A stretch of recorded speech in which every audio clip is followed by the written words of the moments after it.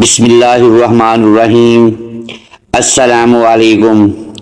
ام المومنین حضرت عائشہ صدیقہ رضی اللہ تعالی عنہا نے ایک مرتبہ فرمایا تھا، میں نے رسول اللہ صلی اللہ علیہ وآلہ وسلم کے بعد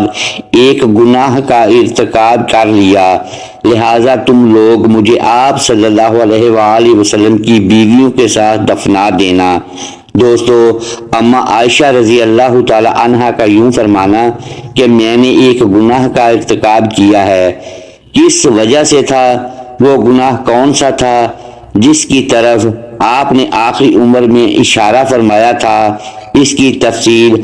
ہم ابھی بیان کریں گے، لیکن اس سے پہلے یہ بیان کرنا ضروری ہے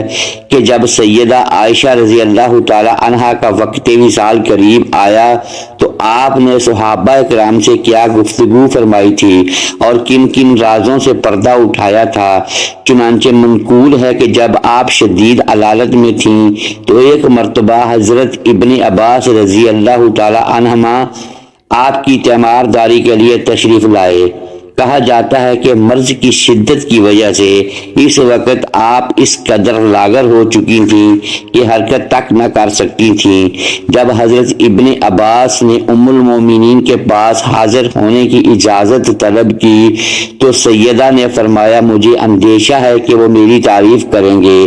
کہا گیا وہ رسول اللہ صلی اللہ علیہ وآلہ وسلم کے چچا زاد اور مسلمانوں کی معتبر شخصیت ہیں،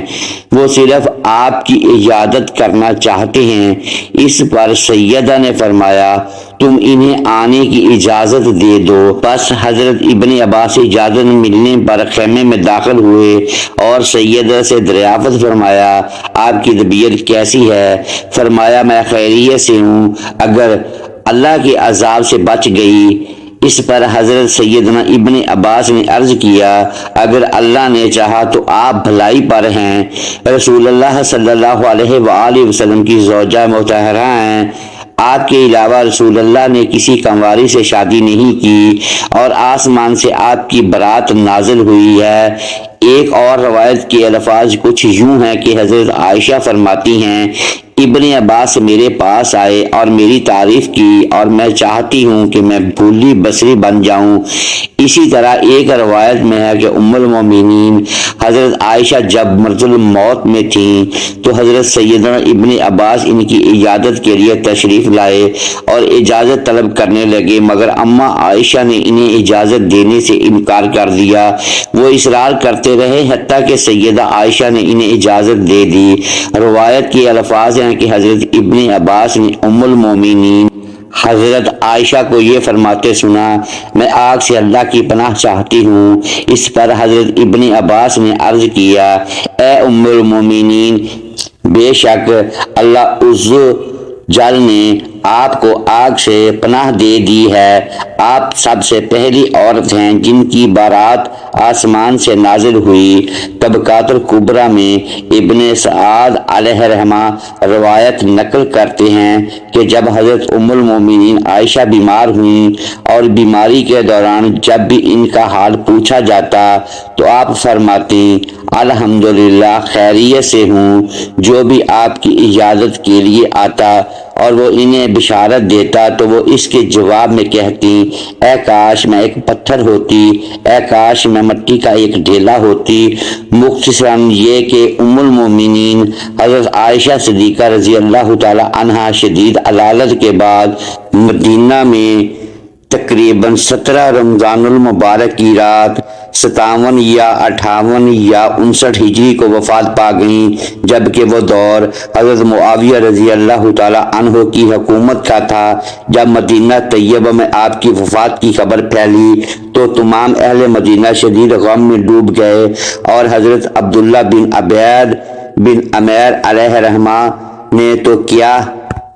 خوب کہا ہے کہ جب ام المومنین حضرت عائشہ کی وفات ہوئی تو آپ کی وفات سے صرف اسے ہی صدمہ پہنچا جس کی آپ ماں تھیں۔ ایک اور روایت میں ہے کہ جب سیدہ ام سلمہ رضی اللہ تعالی عنہا نے حضرت سیدہ عائشہ کے گھر سے رونے کی آواز سنی تو انہوں نے اپنی خادمہ کو ادھر بھیجا کہ جا کر پتہ کرو کیا ہوا ہے۔ خادمہ گئی اور واپس آ کر بتایا کہ وہ وفات پا گئی ہیں۔ سیدہ ام سلمہ رضی اللہ تعالی عنہا نے فرمایا اللہ اس پر رحم کرے، اس ذات کی قسم جس کے ہاتھ میں میری جان ہے، وہ سب لوگوں سے زیادہ رسول اللہ صلی اللہ علیہ وآلہ وسلم کو محبوب تھیں، سوائے اس کے باپ کے۔ اس وقت حضرت امیر معاویہ رضی اللہ تعالی عنہ کی طرف سے مروان بن حکم مدینہ طیبہ پر گورنر تھا، لیکن وہ حج پر گیا ہوا تھا اور اپنا نائب حضرت ابو ہریرہ رضی اللہ تعالی عنہ کو مقرر کر گیا تھا۔ اسی وجہ سے حضرت ابو ہریرہ رضی اللہ تعالی عنہ نے ام المومنین حضرت عائشہ کی نماز جنازہ پڑھائی اور نماز عشاء کے بعد اندھیری رات میں آپ کو جنت البقیع قبرستان میں دفن کر دیا گیا۔ منقول ہے ام المومنین حضرت عائشہ کے جنازے پر اس رات اس قدر زیادہ تعداد میں لوگ دکھائی دیے کہ اس سے پہلے کسی رات لوگ اتنی بڑی تعداد میں کبھی اکٹھے نہ ہوئے تھے۔ دوستو، مسند کتب سیر میں ہے کہ جب ام المومنین حضرت عائشہ رضی اللہ تعالی عنہا آخری عمر میں پہنچی تو آپ طویل عرصہ تک بیمار رہیں،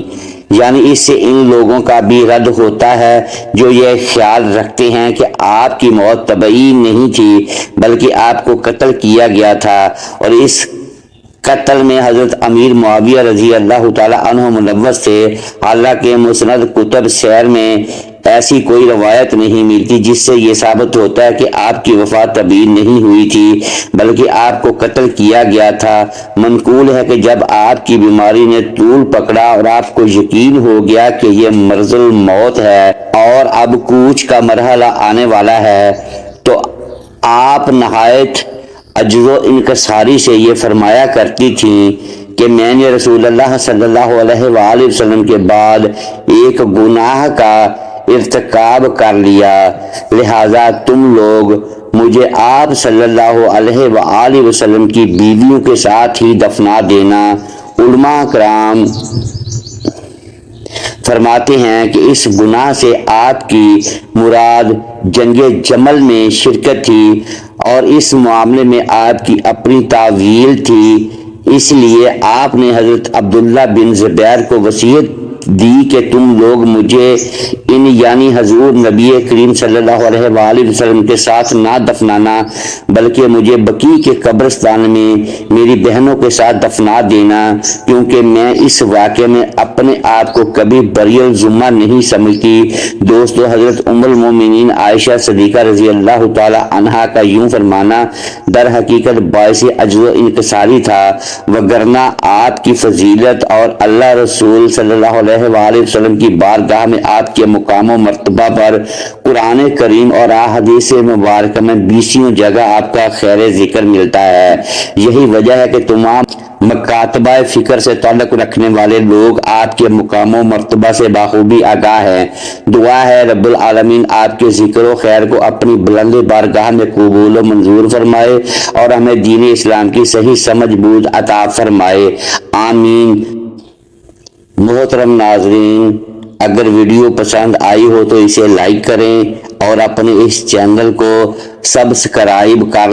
لیں اور بیل آئیکن پریس کر دیں تاکہ ہر نئی آنے والی ویڈیو بر وقت آپ تک پہنچ سکے۔ شکریہ، اللہ حافظ۔